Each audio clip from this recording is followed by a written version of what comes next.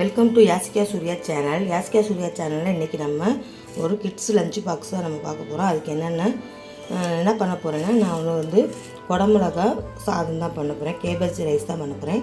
அதுக்கு நான் என்னென்ன எடுத்து வச்சுருக்கேன்னு உங்கள்கிட்ட காமிக்கிறேன். குடமிளகா 3 வகையான குடமிளகா, க்ரீனு, அப்புறம் வந்து எல்லோ, அப்புறம் வந்து ரெட்டு, 3 குடமிளகா எடுத்து வச்சுருக்கேன். ரீசம்படி சாதத்துக்காண்டி எடுத்து வச்சுருக்கேன். அப்புறம் ஒரு 5 பல்லு பூண்டு பொடிசாக நறுக்கி வச்சுருக்கேன். உப்பு, ஒரு சின்ன தக்காளியை குட்டியாக நறுக்கி வச்சுருக்கேன். அப்புறம் பெரிய வெங்காயம் 1 நீளமாக நறுக்கி வச்சுருக்கேன். சாதம் வந்து பாஸ்மதி ரைஸ் வந்து வடித்து வச்சுருக்கேன். நான் அதை காமிக்கிறேன். இப்போ வந்து நம்ம என்ன பண்ணலாம்னா, ஒரு வடைச்சட்டியில் எண்ணெயை ஊற்றி வச்சுருக்கேன். இப்போ நம்ம இது எல்லாத்தையும் போட்டு நம்ம வதக்கிக்கலாம்.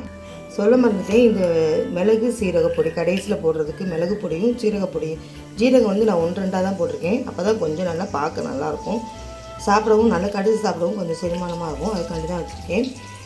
இதை வந்து இப்போ நம்ம வந்து எண்ணெய் காய வச்சுருக்கேன். எண்ணெய் காயட்டும். இப்போ ஒவ்வொன்றா போடலாம். எண்ணெய் காஞ்சிருக்கு.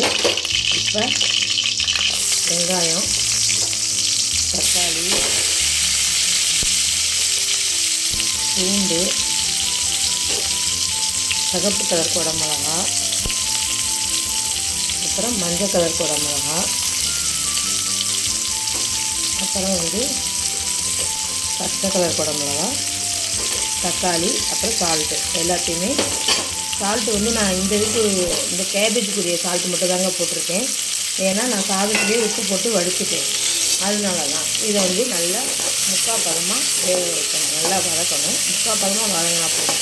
ரொம்ப வதங்கிட்டுனா அப்புறம் ரைஸில் வந்து ஒட்டிக்கும், ஒரு மாதிரி ஆகும். தக்காளி மட்டும் நல்லா மேட்ச் பண்ணி விடுங்க. இது கொஞ்சம் நான் வதங்கினதுக்கப்புறம் காமிக்கிறேன். இது ரொம்ப சிம்பிளானதுங்க.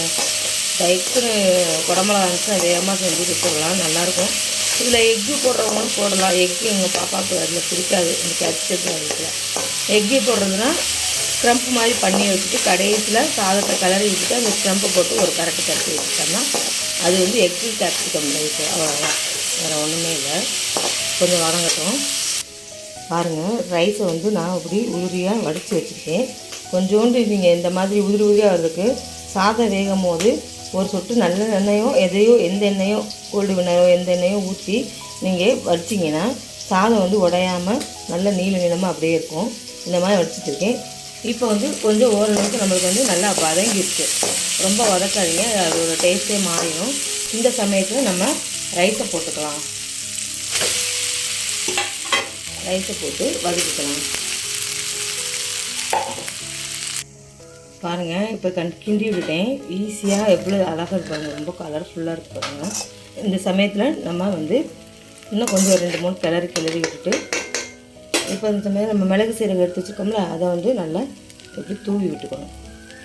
தூவி விட்டுட்டு இது ஒரு நல்லா கிளறிட்டு நான் காமிக்கிறேன். அவ்வளோதான் நம்மளோட கேப்சிகம் ரைஸு. பாருங்கள், கேப்சிகம் ரைஸ் எவ்வளோ சூப்பராக வந்துருக்குன்னு. நல்ல குழைவா எவ்வளோ பாருங்கள், நல்லாயிருக்கு. இந்த மாதிரி சிம்பிளாக ஈஸியாக பசங்களுக்கு ஒரே மாதிரி தக்காளி சாதம், லெமன் ரைஸு, புளியோதரைன்னு செஞ்சு கொடுக்காம இந்த மாதிரி குடமிளகா பிள்ளைங்க சாப்பிட மாட்டாங்க. அதுக்கு பதிலாக நம்ம இப்படி சாதமாக செஞ்சு கொடுத்தா சாப்பிட்ருவாங்க. அந்த ஃப்ளேவர்லாம் அதில் உள்ளே இறங்கியிருக்கும். அப்படியே குடமிளகாவை போட்டாலும் அதோடய ஃப்ளேவர் உள்ளே இருக்கனால அதோடய சத்து கண்டிப்பாக கிடைக்கும். இந்த மாதிரி நீங்களும் செஞ்சு பாருங்கள். நிறைய என்னோடய வீடியோஸ் போட்டிருக்கேன் என்னோடய சேனலில், போய் பாருங்கள். தேங்காய் பால் சாதம், 1 பாட் ரெசிபீஸ்லாம் நிறையா போட்டிருக்கேன். மயோனஸு, அப்புறம் வந்து ஃப்ரெஞ்சு ஃப்ரை போட்டிருக்கேன். நிறையா போட்டிருக்கேன். பாருங்கள். என்னோடய சேனல் லைக் பண்ணுங்கள், ஷேர் பண்ணுங்கள், கமெண்ட் பண்ணுங்கள், சப்ஸ்கிரைப் பண்ணுங்கள். ப்ளீஸ் சப்ஸ்கிரைப் பண்ணுங்கள். எல்லோரும் பாருங்கள். தேங்க்யூ. பாய்.